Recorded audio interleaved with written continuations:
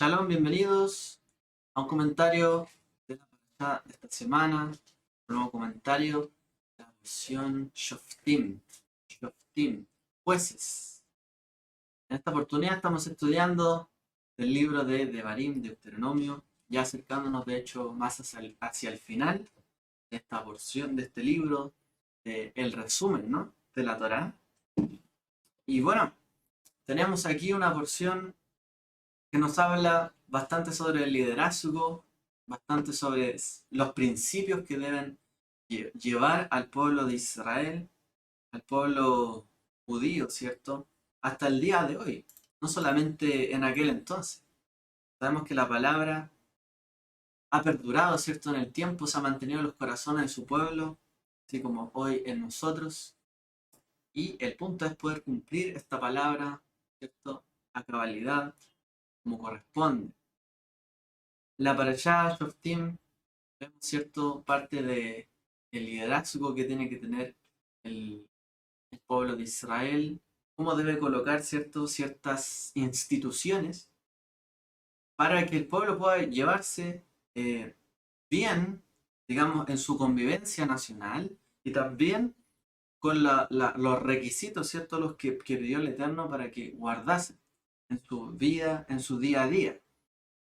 Y en esta porción, centralmente, digamos así como los puntos que más saltan a la vista, es que no solo centra, digamos, en la vida cotidiana, los mandamientos, sino que también en los que quizás no son, no viven su vida tan cotidiana, ¿no?, sino que muchas veces ostentan el poder, ostentan un cargo, ostentan alguna responsabilidad, que los lleva a veces a alejarse, digamos, de los mandamientos más cotidianos que aplican a todos y pareciera que otra ley les aplicase. Estamos hablando, ¿cierto?, de los líderes, finalmente las autoridades, los que gobiernan, que muchas veces, hasta el día de hoy lo vemos, creen estar sobre la ley. Y esto es bastante común, ¿no? Vemos siempre que ellos quieren ser los que controlan, pero no ser controlados. Ellos quieren ser los que supervisan, pero no quieren ser supervisados. Y ahí, ¿cierto?, tenemos algunos problemas del poder. Ahora vamos a hablar en este comentario un poco sobre el rey. Algo que salió, de hecho, ayer en nuestra conversación de Kabbalah Shabbat sobre este tema. Vamos a hablar sobre el tema de el liderazgo del rey y cómo también podemos ver palabras de Yeshua referidas a esto. ¿Qué podemos aprender nosotros al respecto? Bueno, ante todo tenemos que ver que dentro de la Torá, dentro del judaísmo, ¿cierto?, en esta parashá se encuentra la fuente de los diferentes tipos de liderazgo que hay dentro del pueblo de Israel. Que de hecho en la literatura se le llaman las tres coronas. Son tres coronas. Que son el sacerdocio, la realeza y la Torá. Tres coronas. Sacerdotes, había reyes y había Torá, digamos, para todas las personas. Y ese fue de hecho uno de los puntos fundamentales, ¿cierto?, que delinean, digamos, los poderes, que mantienen un equilibrio de poder dentro de la Torá, que hubiesen tantos unos como tantos otros. Que no recayese el poder absoluto ni total sobre una sola persona, o un grupo reducido, sino que hubiese algún equilibrio, ¿cierto?, entre ellos, cada uno buscando, ¿cierto?, su fin, para que obviamente el pueblo pudiese seguir el camino porque el Eterno lo había delimitado. Ahora, eso es lo que hoy día llamamos, ¿cierto?, la separación de poderes. Eso es lo que hasta el día de hoy genera muchas tensiones, ¿no?, en el mundo, en los gobiernos, en las constituciones. La separación de poderes y el objetivo de lo que hay detrás de esto. De hecho, el poder, cuando hablamos de poder, hablamos, ¿cierto?, de la posibilidad de tomar decisiones sobre otros. En el ámbito, ¿cierto?, de nosotros las personas, puede ser dividido el poder y puede ser distribuido, puede ser delegado, pero la idea, ¿cierto?, es que una persona no tenga o no ejerza un poder absoluto. Hoy día hemos llamado o denominado esto, por ejemplo, dictaduras. Un dictador. Simplemente todo se hace conforme a lo que esa persona estima conveniente. Hay lugares que así se rigen en el mundo, sí, hasta el día de hoy todavía hay lugares así, donde el líder sigue siendo el que toma todas las decisiones y el que va en contra del líder no merece vivir. Ahora, en el Israel de la Torá había reyes, había sacerdotes y había profetas. Habían otros poderes, ¿cierto? Por ejemplo, los jueces, pero en general como los que estaban en la cúspide, digamos, del poder eran estos tres. Esta porción también habla, ¿cierto?, de otros tipos de cómo impartir la justicia al resto del pueblo. Ahora, de estos tres, rey, sacerdote, ¿cierto?, y de los profetas que tenían visiones, ¿cierto? Los reyes que gobernaban y los sacerdotes que de alguna u otra forma mediaban entre el pueblo y Dios a través de ceremonias, ¿cierto?, de acercamiento y de expiación. Los reyes tenían un poder, digamos, para gobernar, para regir a las demás personas. Eso eran los reyes. De hecho, al rey se le solía colocar una corona, ¿no? Una corona era como las distintas partes, ¿cierto?, de la corona son como cuernos. En el mundo antiguo, los cuernos eran un simbolismo de poder. Como un búfalo tiene sus cuernos, ¿cierto? Un animal tiene sus cuernos fuertes. Así las coronas, ¿cierto?, tenían diferentes cuernos. Y eso delimitaba de alguna forma el poder que ellos tenían. Ese era un sentido que tiene el tema de la corona. Los sacerdotes, por otra parte, eran líderes que tenían que ver más con un ámbito, digamos, de ritual, relegado a un templo, un tema de acercamiento a los dioses. O sea, un poco mediar, el rey mediaba, ¿cierto?, digamos, con el pueblo, gobernaba y legislaba al pueblo, y un poco el sacerdote, digamos, mediaba entre el pueblo y Dios, o quizá otros pueblos, otras naciones, dioses, ¿no? De alguna forma lo hacían para mediar entre la voluntad divina y lo que estaba pasando, digamos, en la nación. Y también dictaban reglas morales los sacerdotes, reglas de santidad, reglas de pureza, cómo debían mantenerse, ¿cierto?, en su comportamiento para que hubiese un favor de parte, ¿cierto?, de Dios.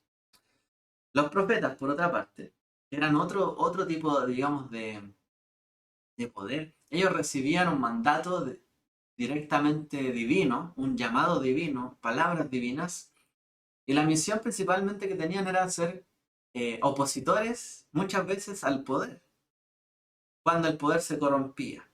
Y obviamente debían apoyar también en con consejo o pastorear al pueblo, como lo fue Samuel, por ejemplo, cuando el pueblo necesitaba también a lo mejor palabras, consuelo, tenían que estar ahí mediando, pero sobre todo tenían que ser críticos con el poder y con la corrupción.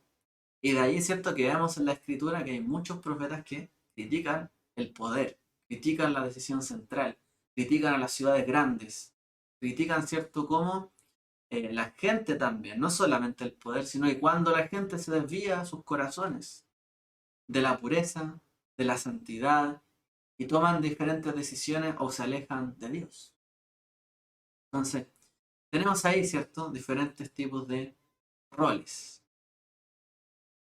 Y de hecho nuestra parasha habla de estos roles. Ahora, nosotros nos vamos a referir esencialmente al tema del reinado de los reyes. Y eso llama la atención. De hecho, ¿qué es lo que llama la atención del mandamiento a los reyes? Bueno, lo primero es que es el único mandamiento de la Torá que lleva consigo una explicación de lo que hacen otras personas. O sea, no es un mandamiento que uno lea y dice, esto es lo que harás. El Señor te pide que hagas tal cosa, sino que uno y en realidad dice, cuando veas que los demás hacen algo. O sea, hay una referencia a otros. Como dice, cuando entres en la tierra que Adonai tu Elohim te está dando y hayas tomado posesión de ella y te hayas establecido allí, y tú digas, pongamos un rey sobre nosotros como las otras naciones que nos rodean. Normalmente, ¿cierto? La Torah, cuando hay mandamientos, se les ordena algo específico, ¿no? Que cuando vean lo que otros hacen, ustedes hagan también eso. En ninguna parte dice eso. De hecho, es bastante más lo contrario. Cuando hablamos de temas de idolatría, al pueblo se le dice, no harás conforme a lo que otros hacen. Pero aquí hay un punto, ¿cierto? Hay una excepción. Cuando veas lo que otros pueblos hacen y tú lo quieras hacer también, lo harás de esta forma. O sea, el hecho de que sea un mandamiento es una, digamos, excepción bastante grande dentro de todos los mandamientos de la Torá para que en realidad haya muchas interpretaciones de por qué la Torá permite o por qué manda o instruye este mandamiento. En segundo lugar, este mandamiento de cuando veas, cierto, que las naciones tienen sus reyes y tú quieras poner un rey sobre ti también, es que lo que dice ahí es que este mandamiento es bastante negativo. O sea, las consecuencias de cumplir este mandamiento son negativas. No dice, cierto, lo que un rey eh, no, lo que un rey no debe hacer, por ejemplo. Perdón, dice lo que un rey no debe hacer en vez de decir lo que un rey debe hacer. O sea, en vez de decir lo que un rey, cómo un rey debe ser un buen rey, y un mandamiento, uno esperaría que un mandamiento para un rey fuera, bueno, el rey hará tal cosa, se preocupará de esto, ¿cierto? Y hará el bien con esto y esto otro. Como muchas veces uno ve, ¿cierto?, los mandamientos a lo mejor sacerdotales, donde uno ve, y te mantendrás puro en esto y te acercarás de esta forma. O sea, y hay algunas advertencias, pero uno ve el procedimiento, cómo nos acercamos a Dios en el altar. Pero aquí no habla de cómo el rey debe reinar, ni cómo, digamos, de una manera positiva, sino que al contrario, es algo sumamente negativo. Dice, no debe adquirir una gran cantidad de caballos, no debe tomar muchas esposas, mujeres, ni debe acumular grandes riquezas de plata y oro, porque todas ellas son tentaciones del poder. Y como sabemos, ¿cierto?, en el resto de la escritura, el resto de la Micra, incluso el más grande rey, o el más sabio de todos, fue Shlomo, ¿eh? El rey Salomón, también fue vulnerable y cayó en la tentación, cual comentaremos en breve. Lo tercero es que, de acuerdo con la idea fundamental de la Torah, ¿cierto? Es que el que lidera generalmente es un servidor. No es que domina, no es que se empodera de los demás, ni es que es superior. Y, y al rey se le ordena, digamos, ser humilde. Dice que él debe leer constantemente las palabras de la Torah. Debe ser una copia, dice un Mishneh. Una repetición, una copia de la Torah para él mismo. Dice para que aprenda a reverenciar su Dios y no se considere mejor que sus hermanos israelitas. Pues la verdad es que cuando una persona ostenta poder es muy difícil que no se le suba el ego porque muchos se inclinan ante él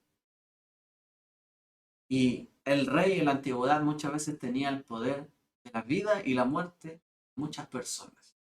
Por un decreto a muchos les puede ir bien, a muchos les puede ir mal. Por un decreto muchos pueden vivir, muchos morir, muchos acercarse a la nación, muchos alejarse de una nación. Entonces, el punto o la advertencia, ¿cierto?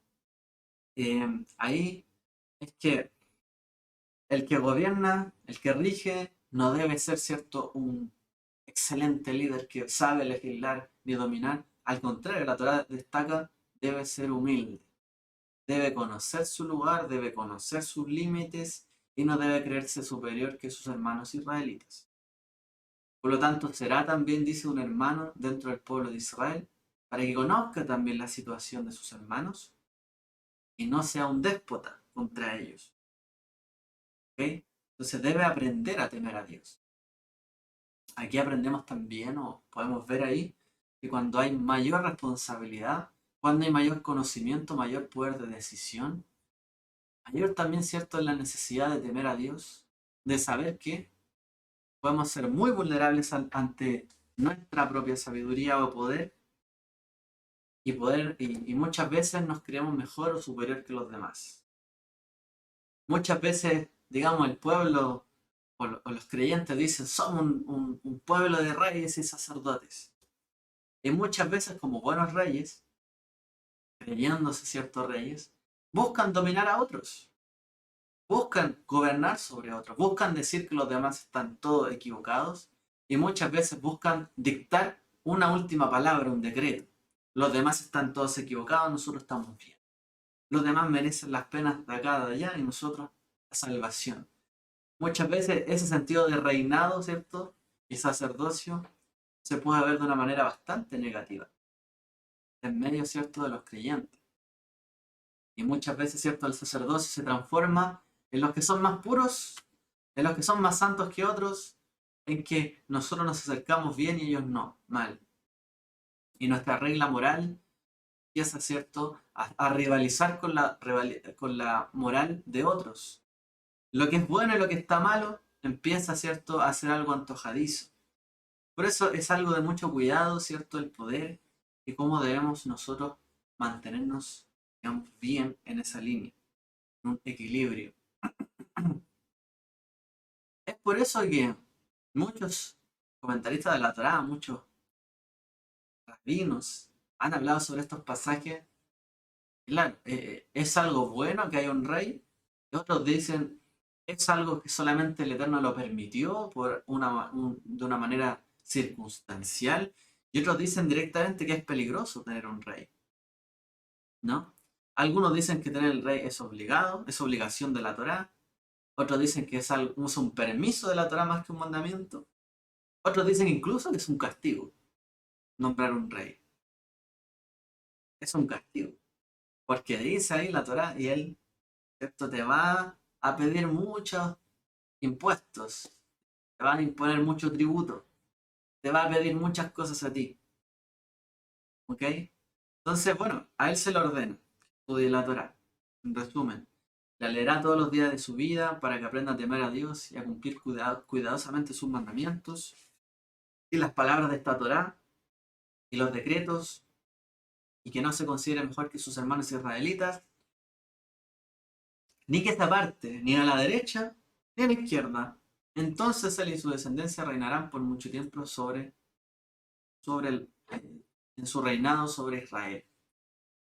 No se apartará, dice, ni a derecha ni a izquierda. Tendrá que seguir un camino equilibrado. Más tarde también, por ejemplo, en el libro de Josué, Yoshua dice, tened este libro de la Torá siempre en vuestros labios, meditad en él de día y de noche, para que cuidéis de hacer todo lo que está escrito, entonces serás próspero y exitoso. Entonces ahí dice, leímos recién, eh, entonces serás próspero, dice. Tened este libro de la ley, ahí, estudiando de día y de noche, tenerla ahí cercano, porque por supuesto, cuando hay líderes, ¿cierto? Los líderes tienen que aprender. Y ese es el punto. Un líder sí o sí está aprendiendo. Eh, no es un líder el que lo sabe todo. Generalmente se escoge, ¿cierto?, como a los líderes, las personas que más conocen. Pero lo cierto es que uno debe escoger a un líder por su capacidad de aprender más que por su capacidad de saber todo. Sino si es una persona capaz de cambiar de a lo mejor de actividad o de tomar otra responsabilidad y a su vez poder aprenderlas y poder hacerlo bien. Esa es la clave, ¿no? Ellos tienen consejeros, pueden tener una corte interna, ¿cierto? Los reyes, podían tener ancianos, profetas incluso que les aconsejaran, gente, ¿cierto?, que les ayudara a dar sus discursos, etcétera. Y de hecho así fue. En la escritura vemos que Saúl tenía a Shmuel, David tenía a Natán, Ezequías tenía a Isaías, y así, para llevarles, ¿cierto?, y aconsejarlos con la palabra del Eterno y la visión de los profetas. Pero aquello, ¿cierto?, sobre los que legislan sobre otros no pueden abandonar su responsabilidad de qué? De aprender, de estudiar siempre. Si bien pueden tener consejeros, pueden tener, ¿cierto? Una voz, digamos, que les ayude, no pueden abandonar la tarea de estudiar siempre y de siempre estar aprendiendo. No le pueden decir, tú aprende por mí. Porque la gente, ¿cierto?, va a demandar de quién, del rey o de la figura de autoridad, del liderazgo, que él haya aprendido, no que los demás que están con él aprendan. Si no, no sería apto, ¿cierto? Entonces la tarea de pensar, de leer, de estudiar, de recordar, no es algo que pueden elegir o no.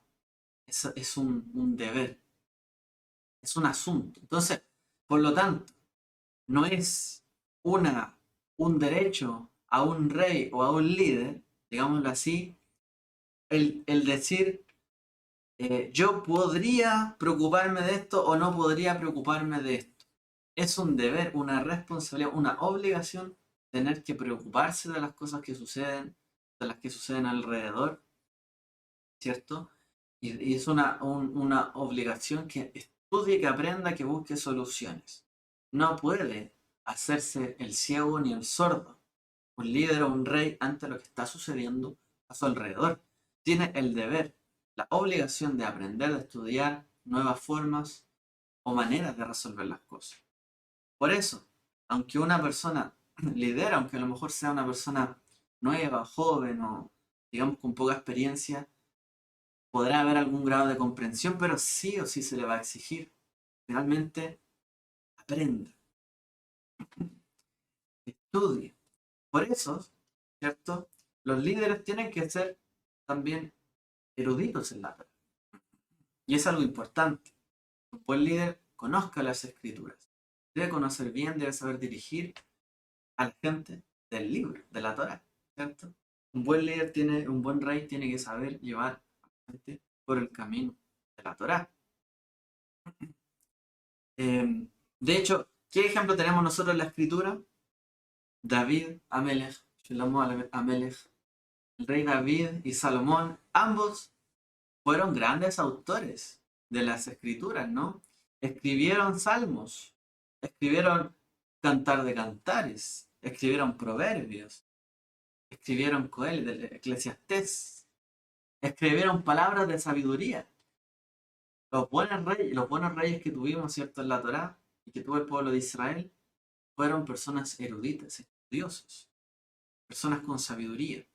Como dice, todo, como dice la escritura de Salomón, todo el pueblo de Israel escuchó el veredicto del rey que había dado y lo reverenciaron, porque vieron que tenía sabiduría de Dios para administrar justicia. La sabiduría de Salomón era mayor que la sabiduría de los pueblos del oriente y mayor que toda la sabiduría de Egipto. De todas las naciones venían a escuchar la sabiduría de Salomón enviada a través de enviados de reyes por todo el mundo, que habían oído hablar de su sabiduría. Y así, y así, y así. Tenemos otros versos más. Ahora, ¿qué debemos decir en cuanto a esto? La sabiduría. La sabiduría no es sinónimo de Torah dentro de la escritura. ¿A qué nos referimos con esto? Porque muchas veces se le asocia la sabiduría más comúnmente, eh, digamos, eh, con sacerdotes y profetas, más que con reyes. ¿Ok? La sabiduría a veces no se le asigna, digamos, a cualquier persona, eh, como, a ver, como que esa palabra no se le asigna tanto a algunas personas. ¿A qué nos referimos con esto? La Jochma incluye, o la sabiduría, no solamente una sabiduría, digamos, divina, sino que muchas veces cuando hablamos de sabiduría hablamos de una sabiduría terrenal, mundana, de este mundo, un saber. ¿Ok? Es algo universal, humano, del saber, del conocimiento humano, más que una herencia, digamos, espiritual. Eh, Hay un dicho del Midrash que dice lo siguiente, dice, si alguien les dice, hay sabiduría entre las naciones del mundo, créanle, Pero si alguien les dice, hay Torá entre las naciones del mundo, no le creas. Si alguien te dice, hay sabiduría entre el mundo, entre las personas del mundo, créele. Pero si alguien te dice, hay Torá entre la gente del mundo, no le creas. Es decir, em, la Torá es la herencia espiritual, nuestra moral, nuestra ética específica dada al pueblo de Israel. Y toda la sabiduría que se desprende de ella, de la Torá, obviamente es una sabiduría divina. Pero el concepto de sabiduría, Jochma, es algo más amplio. O sea, un buen rey puede ser un buen rey no solamente en Israel, sino que en Chile, en otro país, en otra nación. Puede haber un buen rey que tome excelentes decisiones en otra nación, que no sea en Israel. Y uno lo ve, cómo toma decisiones, cómo ejerce su poder, etcétera, y uno podría llegar a admirarlo. Qué buen líder es este. Realmente hay sabiduría en sus palabras, en su manera de ejecutar la paz o de mantener al pueblo, a la nación. Pero la sabiduría, ¿cierto? Puede ser algo terrenal, pero la Torá y la sabiduría que se desprende de la Torá es otra cosa. Porque de la Torá desprendemos nosotros la sabiduría de la Torá, la moral de la Torá, la justicia de la Torá, la herencia espiritual de la Torá. Es algo específico que fue dado al pueblo de Israel. No vamos a encontrar la misma sabiduría, digamos, de la Torá en cualquier otra nación. Podríamos encontrar algún paralelo, un símil, algo cierto que se haya hecho igual, quizás, pero todo lo que se desprende de la Torá es diferente a todo lo que podríamos aprender de una nación. Inclusive, hoy por decirlo, en la nación de Israel no hay la misma sabiduría que uno podría decir, ahí reina la Torá en Israel, hoy día, como nación, como Estado. No podemos decir que reina la Torá, pero sí hay sabiduría. Muchos tienen sabiduría de la Torá que usan para gobernar y otros a lo mejor no. A lo mejor otros ven otras ideologías más seculares, otro tipo, ¿cierto? De formas de gobernar, pero no esencialmente gobiernan con la plena sabiduría de la Torá. Entonces, la sabiduría y la moral, la ética que se desprende de ella es específica de la Torá y del pueblo de Israel cuando se dirige bajo estos caminos. No es algo, digamos, universal. Y es por eso que cuando uno piensa, ¿cierto?, en Salomón y en toda la sabiduría que tuvo, cómo fue capaz de tener tal tropezón, ¿cierto? Cuando no pudo evitar realmente adquirir una gran cantidad de caballos, tomar muchas mujeres y acumular mucha riqueza. Todo lo que la Torá prohibía, esencialmente lo hizo. Entonces, sabemos con esto que el rey al que se le dice que fue el más sabio de todos, rey Salomón, no había ningún hombre tan sabio como él, dice la escritura, pero sabiduría sin Torah no es suficiente para salvar a un buen rey o a un líder de la corrupción del poder. Una persona puede saber mucho, conocer mucho, ser un excelente líder, pero ni aun eso, ni aun toda su sabiduría lo puede librar de la corrupción del poder o del desviarse su corazón si no sigue el camino y estrictamente lo que dice la Torá. Por eso dice, escribirá un libro de la Torá y lo tendrá consigo siempre. Lo estudiará de día y de noche, todo el tiempo. Aunque una persona sea muy sabia, si no, ¿cierto?, desprende esa sabiduría o ese conocimiento de la Torá, pues solo será sabio en su propia opinión. ¿Y será sabio en su propia opinión? Sí, pero no un sabio de la Torá. Y no un ejecutor de la Torá. Y este fue el problema, ¿cierto?, de Shlomo. Sabiduría sin Torah no es suficiente para librarse de la corrupción, para librarse, digamos, del pecado ni de las injusticias.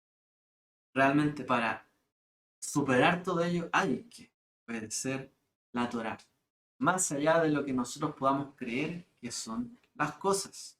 ¿Ok? No se trata solamente de lo que, digamos, nosotros eh, esperamos, de hecho, de nuestra sabiduría y de la Torah. Hay que cumplirlo. Vamos a ahondar un poquito en esto para llegar al punto de nuestro Mashiach, hoy por hoy.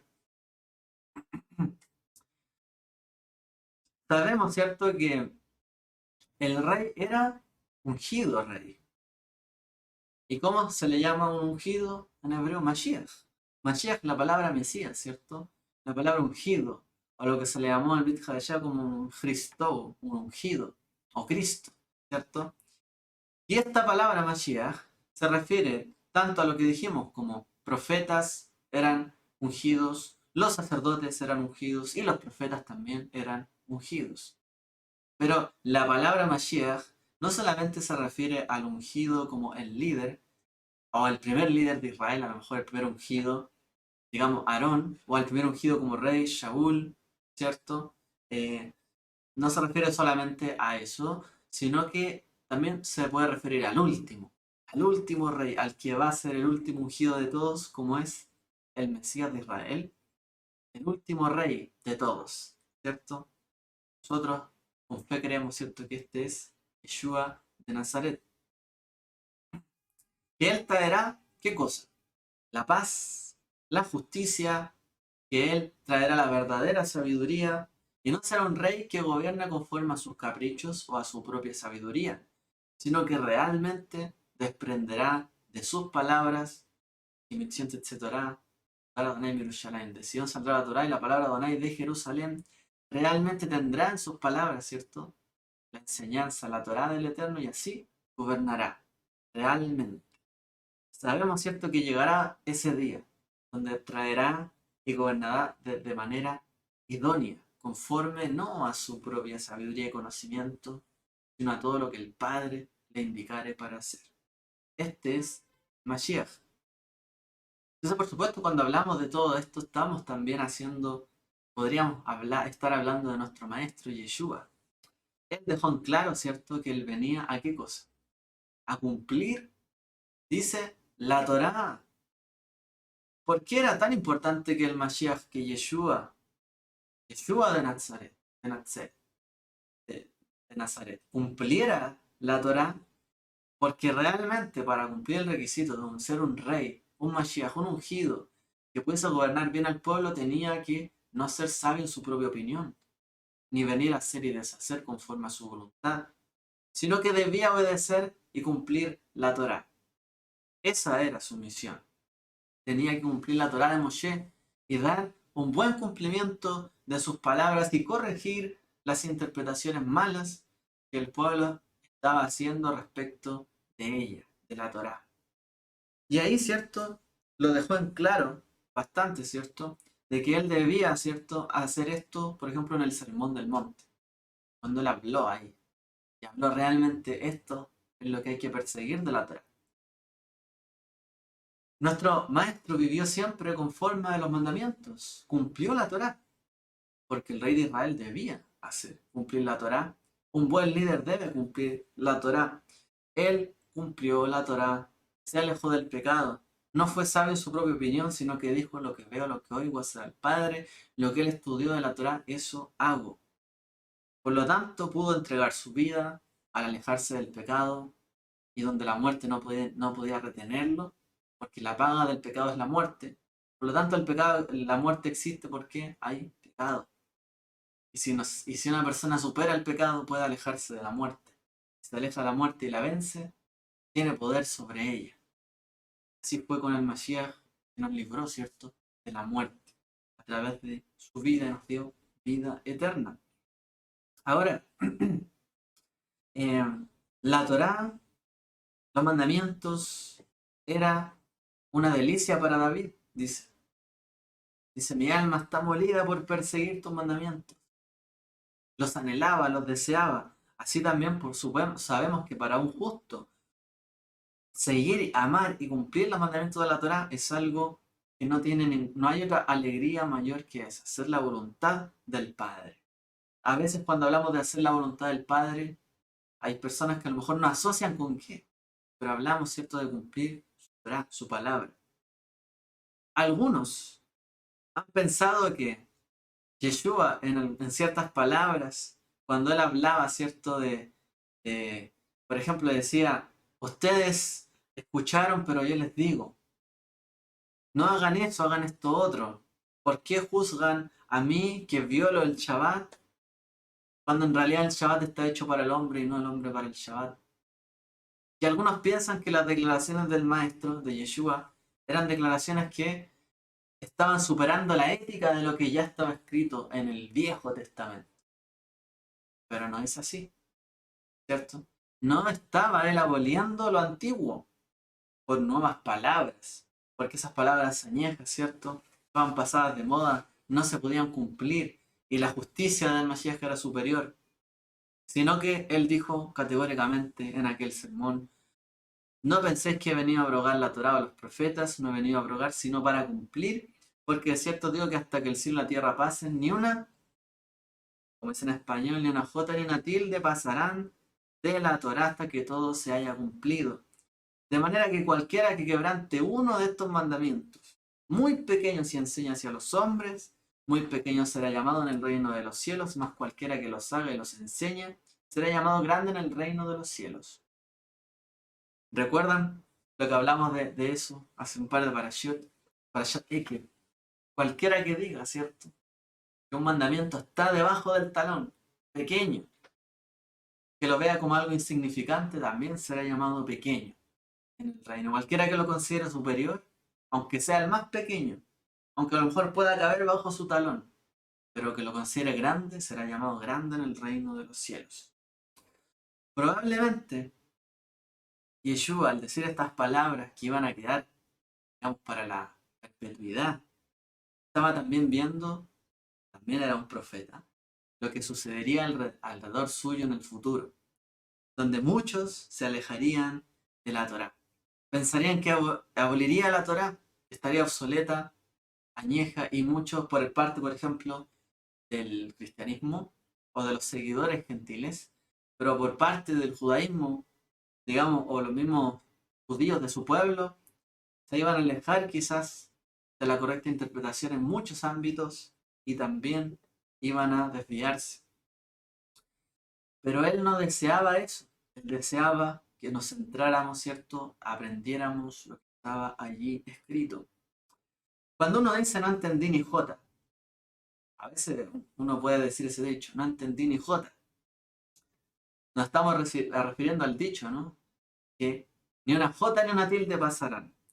Bueno, resulta que la letra J, en realidad en griego ahí está hablando de la letra iota, ¿cierto? Que en griego es una letra que se deriva de la yud en el hebreo o en el arameo. La letra yod, que es una letra pequeñita, es la letra más pequeña de la Torá. Ni una J, ni la letra más pequeña, dice. Ni un pequeño trazo de la Torá, ¿cierto? Este tilde más, no existían las tildes en hebreo, no existen las tildes. Se refería al trazo más pequeño de la que forman las letras. Aún, ¿cierto?, a lo mejor a la corona que se le hace arriba, ¿cierto?, a las letras, algunas letras, aún el trazo más pequeño, ¿cierto?, se da a cumplir de ellas. Lo que diferencia una letra de otra, lo más pequeñito, todo ello se tiene que cumplir. ¿Ok? Entonces ni el más mínimo del mandamiento pasará hasta que pasen los cielos y la tierra, dice Yeshua, un buen rey de Israel, ¿cierto?, potencialmente, que venía y que vendrá a reinar. Dice, todo se debe cumplir hasta que venga, dice, el mundo venidero, el reino milenial del Mashiach. ¿Okay? Hay un midrash interesante que dice, referente a estas palabras y por qué a Salomón le pasó lo que le pasó. Los rabinos se preguntan, ¿cómo pudo Salomón apartarse tanto del Eterno al final? ¿No era sabio? ¿Cómo no cumplió el mandamiento de escribir un rollo de la Torá y cumplir así lo que estaba allí para sí mismo? ¿Por qué ignoró tanto el mandamiento, cierto, de no asignar o no tener tantas mujeres de manera tan obvia? Y nos dice literalmente el Midrash, cuando Elohim dio la Torá a Israel, él dio tantos mandamientos positivos como negativos. Dio algunos mandamientos para el rey, como dice, ni hará volver al pueblo de Egipto para multiplicar caballos para sí mismo, porque el Eterno ha dicho no volváis más por ese camino, ni tomará para sí muchas mujeres, para que su corazón no se desvíe. El Midrash dice, pero Salomón, se levantó y estudió la razón por la que Dios dio este mandamiento diciendo, ¿por qué Elohim manda no multiplicará mujeres para sí mismo, no era para guardar su corazón de desviarse. Bien, yo multiplicaré esposas para mí y mi corazón tendré cuidado de que no se desvíe. Él dijo, ¿por qué razón mandó este mandamiento? Y una vez que lo entendió, dijo, para no desviar su corazón. Yo no desviaré mi corazón y tendré así muchas mujeres. Así pensó Shlomo, dice el Midrash. El Eterno solamente prohibió multiplicar mujeres para evitar que el corazón se desvíe de él. Si mi corazón no se desvía, puedo tener las mujeres que yo quiera. Para él, el entender la razón del mandamiento lo capacitaba para no cumplirlo. El entender por qué la Torah dice X o Y le daba en el fondo la capacidad o la autoridad para no cumplirlo. Es que yo ya sé qué significa y hacia dónde va, por lo tanto no debo cumplirlo. No estoy obligado a cumplirlo, ya lo conozco, ya entiendo las razones. Sabio en su propia opinión y no sabio en la Torah. Porque ser sabio en la Torah es hacer la Torah. Ser sabio en su propia opinión, entender la razón de la Torah, pero no cumplirla. ¿Ven ahí la diferencia? Lo que estábamos hablando. Entonces el Midrash continúa diciendo cómo Salomón empezó a extraviarse, ¿cierto? Del Eterno de manera muy sutil y lentamente. Al analizar la Torá y mientras hacía una copia, ¿cierto? De ella, cambió intencionalmente una letra de la Torá para hacerla calzar con su nueva idea, o su nueva teología. ¿Qué es lo que dice el Midrash? Dice, Shlomo cambió la letra Yod de la palabra Yarvé, que se lee ahí, no multiplicará, por una letra Aleph, dice el Midrash, haciendo que el texto de Barín 17:17 se leyera, yo multiplicaré para sí mismo esposas y su corazón no se desviará. Él cambió una letra, dicen los sabios de la Torá, una sola letra, y no se leería, no multiplicará para sí mismo mujeres, ni se desviará, y así no se desviará la Torá, sino que él leyó, yo multiplicaré mujeres para sí, y aún así no se desviará de la Torá. Al hacer que esta pequeña letra, cambiando una yod, una jota, una yota de la Torá, cambió toda la interpretación de ella. Shlomo abrogó que un mandamiento podía ser cambiado, torcido y haciéndolo inaplicable para sí, porque él ya había entendido la razón de ello. Un pequeño cambio, una letra, hizo que se leyera multiplicará para sí en vez de no multiplicará para sí. ¿Cierto? Ahí en vez de decir Yarvé, dijo Arvé, como futuro, multiplicará, en vez de no multiplicar. ¿Sí? Entonces el Midrash continúa diciendo, en ese momento la letra Yod de la palabra Yarvé subió a lo alto y se postró ante el santo bendito sea. Esto es como una historia, para entender qué pasó aquí. Y dijo, amo del universo, Olam, ¿acaso no dijiste que jamás ninguna letra de la Torah sería abolida de ella? Mira, el rey Shlomo se ha levantado y ha abolido una letra. ¿Quién sabe? Hoy él ha abolido una letra, mañana él abolirá otra, hasta que toda la Torá sea nulificada. Y el santo bendito sea le respondió, Shlomo y mil como él pasarán, pero la letra y la tilde más pequeña no será borrada de ti. Shemot Rabá 6.1. Palabras calcadas, casi idénticas a las palabras del maestro en el libro de Mateo. Nos dice el Midrash. Así le dijo el Eterno a la letra Yud, que no fue cumplida por el rey Salomón. ¿Cierto? Le dijo, hoy día yo fui borrado, pero el día de mañana podrá borrar esta y quizás viene otra, después otra y otra y otra letra. ¿Quién va a parar esto? Y el Eterno le respondió, pues cuidado, no te preocupes, porque podrán pasar 1000 como Salomón o mucha gente sabia, pero ni la letra más pequeña, ni la tilde, ni la jota pasarán de ella. Baruch Hashem. Entonces, obviamente esto es un midrash muy similar a lo que nos dijo el maestro, pero es una alegoría, ¿cierto? Una parábola, un midrash que nos está tratando de enseñar realmente cuál es el propósito, ¿cierto? Del mandamiento en sí. Entonces, en primer lugar tenemos que comprender que cuando uno se desvía de la Torá, cuando uno se desvía del camino del eterno, de su camino, no es algo automático, no es algo de un momento para otro. Cuando uno se tiende a desviar de ella, no es algo que pasará abruptamente. No vamos a borrar una palabra completa de la Torá. No vamos a leer en vez de no matarás, matarás. Pero vamos a hacer algún cambio sutil. En vez de no multiplicará, vamos a leer multiplicará. Cambiamos una pequeña letra en hebreo y cambiamos el sentido. Entonces, el desliz, la manera en que nos desviamos de sus caminos es algo sutil. Y eso tenemos que aprenderlo en el camino de la Torá.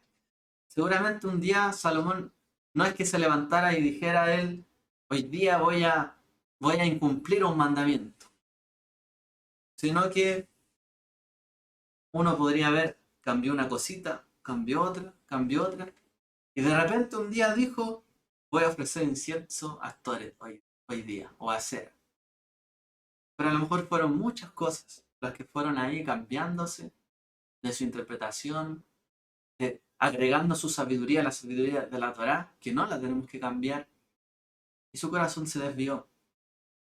Lo que es cierto para Shlomo, el hombre más sabio, como dice la escritura, por supuesto también debe ser cierto para nosotros. Y debemos cuidar nuestro corazón, incluso de lo más mínimo, ya que no sabemos a dónde nos conducirá un pequeño cambio de la Torá, un pequeño desliz de nuestros caminos. No sabemos hasta dónde nos podría llevar una sola letra que cambie de la escritura. Cuidado.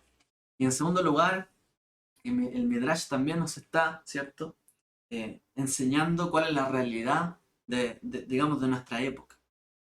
Que realmente muchos, digamos, consideran que entender las razones del mandamiento lo justifica para no cumplirlo. Como yo ya sé de qué se trata, como ya sé el principio espiritual de la Torá, como ya entendí la raíz del mandamiento, como ya sé de qué está hablando, sencillamente no debo cumplirlo porque ya lo comprendo de corazón. Por lo tanto, estoy, ¿cierto?, absuelto, me puedo abstener de cumplir la Torá o el mandamiento. Y de hecho, este pensamiento el que ha desviado gran parte, ¿cierto?, de los creyentes, en muchas, ¿cierto?, naciones de los que siguen a Yeshua o a Jesús, ¿cierto? Porque realmente han pensado, ahora sí entendemos las palabras que Yeshua nos explicó, que son las palabras de la escritura, y eso tenemos que seguir, lo demás está abolido. ¿No? El entender el motivo, que en realidad la Torah lo que está viendo es misericordia, no significa que luego no tengamos que nosotros hacer misericordia. De hecho, muchos no conciben, por ejemplo, que un judío creyente en Yeshua circuncida a sus hijos. Algunos cristianos todavía no conciben esto. ¿Cómo un creyente en Yeshua, aunque sea judío, puede seguir circuncidando a sus hijos? ¿O cómo puede seguir guardando el Shabbat, las fiestas? Si en realidad todo eso no debiese ser cumplido. Ahora, lo que vale es la circuncisión del corazón. ¿Por qué hay que seguir cumpliendo el mandamiento físico? Si ya entendemos el espiritual, ¿no? Y muchos piensan así. Y quizás muchos, hasta el día de hoy, suelen pensar algo así. Quizás no respecto de todos los mandamientos, pero de alguno en específico. Y todavía se resisten a decir, no, ¿por qué hay que hacer eso? En realidad ya no hay que hacer eso. Hoy día ya entendemos lo espiritual, entonces ¿por qué vamos a cumplir de la manera tan estricta? Ahí. Entonces, ¿no existe la circuncisión del corazón? ¿Por qué circuncidar todavía a los hijos si ya creemos en Yeshua? ¿No es eso lo suficiente para nosotros? Pero, por ejemplo, si uno se pregunta eso, también podría preguntarse, ¿acaso no saben que el verdadero bautismo es el bautismo del Espíritu Santo, del Ruach HaKodesh? Entonces, ¿por qué ustedes se bautizan en el agua si realmente el validero es del Ruach HaKodesh? Obviamente, si uno le dijera esto, ¿cierto? Y empezara ahí a discutir entre un lado para el otro, claro, tú me dices que no tengo que circuncidarme la carne porque vale la del corazón, ¿y por qué tú te bautizas en agua cuando en realidad lo que importa es la conversión de corazón? Que venga el Ruach HaKodesh a habitar en ti. Obviamente. obviamente. Ni tanto lo uno como lo otro son importantes y se debe cumplir. Porque la escritura dice también circuncidad el prepucio de vuestro corazón. Pero también dice circuncidará tu prepucio y el de tus hijos, ¿cierto? Entonces, o guardarás esta fiesta y no harás una ceremonia, no, dice guárdala, cumple con esto. Entonces, entender un mandamiento no nos justifica para no cumplir o para anular el mandamiento, en cualquier caso de la escritura, salvo que no se pueda cumplir hoy por hoy. Entonces, obviamente, si fuera de eso, que solamente hay que cumplir el simbolismo y no cumplir el mandamiento, en vano, ¿cierto? Haríamos realmente el simbolismo si no estamos cumpliendo lo que de verdad está escrito en la Torá. No vale, no basta con entender el significado como Shlomo lo hizo y luego empezar a cambiar la interpretación de la Torá. Estaríamos haciendo lo mismo que le pasó a Salomón. Si empezáramos, ¿cierto?, a entender la Torá y no termináramos cumpliéndola. Estaríamos haciendo lo mismo que él. Ahora que la entiendo, no la cumplo, pero bueno, ahí sigo, ¿no? Y a lo mejor a veces digo, no, y reniego contra cumplir ciertas cosas. Ojo, ojo con eso. Y lo último, que es curioso ver esa lógica de la letra yo, de la letra más pequeña, ha sido, ¿cierto? La lógica, digamos, más importante de cómo un camino, una denominación, un grupo se puede ir desviando de a poquito. Cuando uno comienza a cambiar una pequeña cosita, cambia otra, después otra, después otra, hasta que se anula toda la Torah. Por eso es importante que aún lo más pequeño, aún lo más insignificante, pueda tener un peso significativo para nosotros respecto de la Torah. Y así lo estudiemos, así lo practiquemos y así como dijo Yeshua, lo enseñemos para ser llamados grandes en el reino de los cielos que era el eterno. Sea. Así que las palabras de Yeshua nos dan un gran contexto de lo que le pasó al rey Shlomo, de lo que nos podría pasar a nosotros y de lo que tenemos que evitar. Quiero el Eterno que nuestros pasos sean firmes, que nos mantengamos derechos, no nos desviemos ni a derecha ni a izquierda, ni eliminemos una iota, una yod, una letra pequeña de la escritura, ni a derecha ni a izquierda, ni lo que nos agrada, ni de lo que nos desagrada, sino que realmente sigamos un camino firme en sus caminos y que la verdadera sabiduría de la Torá sea con la cual nosotros actuemos, con la cual nosotros sirvamos a Él. Y si tenemos caminos de autoridad o de liderazgo, que así podamos mantener como nuestro Mashiach. ¿Amén? Y esta palabra aplica, obviamente, para todos. Así que el Eterno les bendiga y les dé un gran Shabbat. Shabbat Shalom a todos.